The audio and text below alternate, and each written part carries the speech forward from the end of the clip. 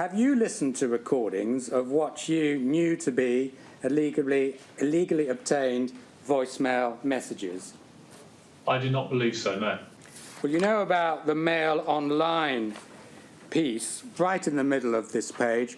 Stories soon emerged that the marriage was in trouble. Do you have that sentence? Yeah, I do, yeah. At one stage, I was played a tape of a message Paul had left for Heather on her mobile phone. Can you remember the circumstances, Mr. Morgan? Well, I can't discuss where I was played that tape or who played it, because to do so would be to compromise a source, and I can't do that. It was a tape of a voicemail message, wasn't it?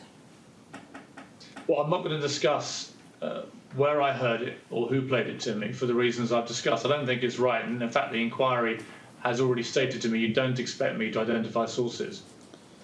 No, but I think we do expect you to identify what is obvious to anyone reading this, is that you listened to a tape of a voicemail message. Is that correct?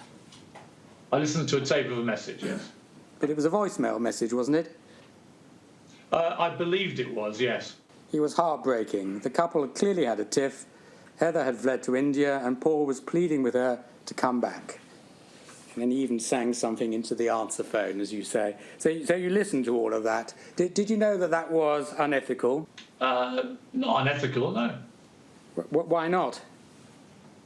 It doesn't necessarily follow that listening to somebody speaking to somebody else is unethical. But on the tape of a voicemail message, you didn't think that was unethical? Well, it depends on the circumstances in which you're listening to it. But can you tell us something about the circumstances which might lead us to think that it was not unethical? I'm afraid I can't, no, because I'm not going to do anything that may identify the source. Well, let's give it this way, think about it this way, Mr. Morgan. Without identifying your source, the only person who would lawfully be able to listen to the message is the lady in question or somebody authorised on her behalf to listen to it. Isn't that right? Possibly. I am perfectly happy to call Lady McCartney to give evidence as to whether she authorised you to listen to her voicemails. If she didn't, she may say she did, in which case you're not compromising anybody. But if she didn't, then we can proceed on the premise that it's somebody else, can't we? Well, what we know for a fact about Lady Heather Mills McCartney is that in their divorce case, Paul McCartney stated as a fact that she had recorded their conversations and given them to the media.